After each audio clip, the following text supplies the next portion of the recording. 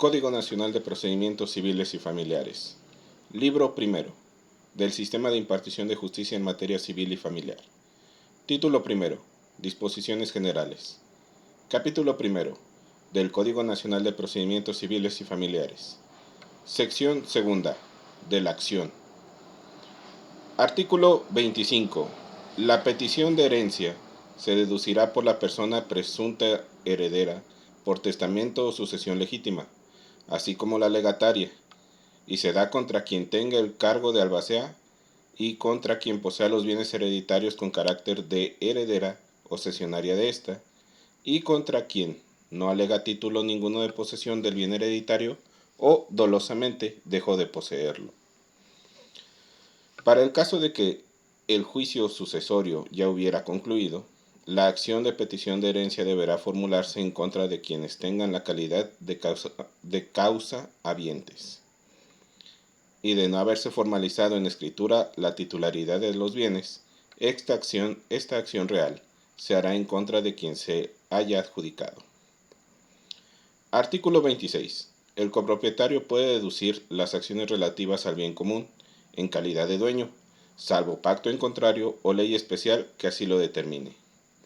La acción reivindicatoria puede ser ejercida por todos los copropietarios del bien común, una parte de ellos o uno solo, debiendo la autoridad jurisdiccional, en este caso, llamar a todos al juicio ante la existencia de un litis consorcio activo necesario.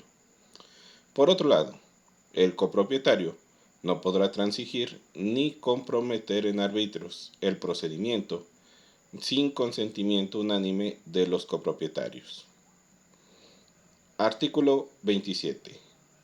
A quien se perturbe en la posesión jurídica, tanto originaria como derivada de un bien inmueble, compete el interdicto de retener la posesión contra quien le perturbe, mandó tal perturbación o que a sabiendas y directamente se aproveche de ella, y contra la sucesora de la despojante. El objeto de esta acción es poner término a la perturbación, indemnizar a la poseedora y que la parte condenada garantice no volver a perturbar. La procedencia de esta acción requiere que la perturbación consista en actos preparatorios tendientes directamente a la usurpación violenta o a impedir el ejercicio del derecho, que se reclame dentro de un año y que la persona poseedora no haya obtenido la posesión de la contraria. Artículo 28. Quien sea despojada de la posesión jurídica de un bien inmueble, tanto originaria como derivada, debe ser restituida y le compete la acción de recobrar, contra quien despoje o lo haya mandado hacer, contra quien a sabiendas y directamente se aprovecha del despojo y contra la sucesora de quien despojó. Artículo 29. El interdicto de recuperar la posesión tiene por objeto reponer a la persona despojada en la posesión, indemnizarla de los daños y perjuicios, obtener de la parte condenada que garantice su abstención y a la vez apercibirla con multa y arresto para el caso de reincidencia. Artículo 30. La acción de recuperar la posesión se deducirá dentro de los 2 años siguientes a los actos violentos o vías de hecho causantes del despojo. No procede en favor de aquella persona que, con relación a la parte demandada, poseía clandestinamente, por la fuerza o a ruego, pero sí contra la persona propietaria despojante que transfirió el uso y el aprovechamiento del bien por medio de contrato. Artículo 31. A quien posea el fundo o derecho real sobre éste, compete la acción para suspender la conclusión de una obra perjudicial a sus poseedores, su demolición o modificación en su caso, y la restitución de las cosas al estado anterior a la obra nueva. Compete también a vecinos del lugar cuando la obra nueva se construye en bienes de uso común. Se da contra la persona que la mandó construir, sea poseedora o detenedora del bien donde se construye. Para los efectos de esta acción, por obra nueva, se entiende por tal no solo la construcción de nueva planta, sino también la que se realiza sobre edificio antiguo, añadiéndole, quitándole o dándole una forma distinta. Artículo 32. La autoridad jurisdiccional que conozca del procedimiento podrá ordenar la suspensión de la construcción hasta que el juicio se resuelva, mediante garantía que otorgue la parte actora para reponer de los daños y perjuicios que se causen al demandado por obra nueva.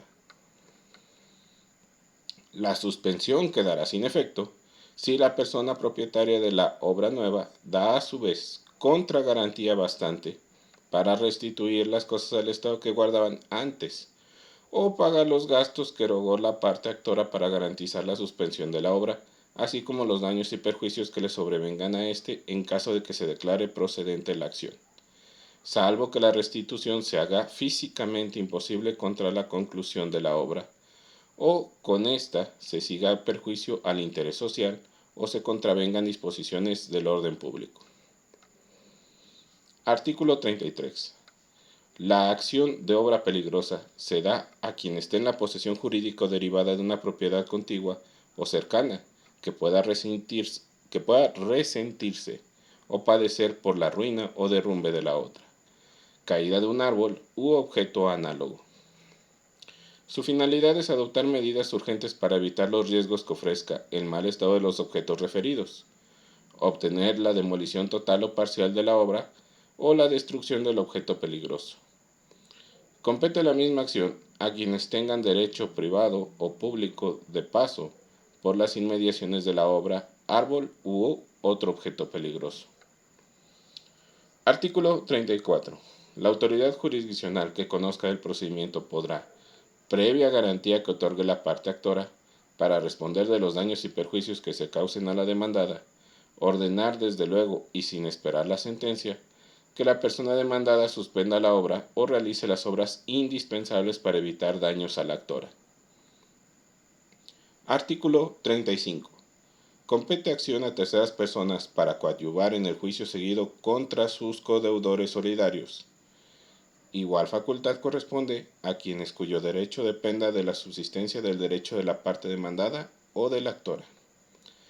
La persona deudora de obligación indivisible que sea demandada por la totalidad de la prestación puede hacer concurrir a juicio a sus codeudores, siempre y cuando su cumplimiento no sea de tal naturaleza que sólo pueda satisfacerse por la parte demandada. Artículo 36. La parte demandada, al contestar la demanda, podrá denunciar el pleito a quien esté obligada a la evicción. De así considerarlo, la autoridad jurisdiccional ordenará su llamamiento para que conteste dentro del plazo previsto por este ordenamiento para la contestación de demanda. Quien sea llamada como obligada a la evicción, una vez salida al pleito, se convierte en principal. El llamamiento a juicio se hará con las mismas formalidades que el emplazamiento. La parte demandada que pida sea llamada a la tercera deberá proporcionar el domicilio de ésta, y si no lo hace, no se hará curso a la petición respectiva.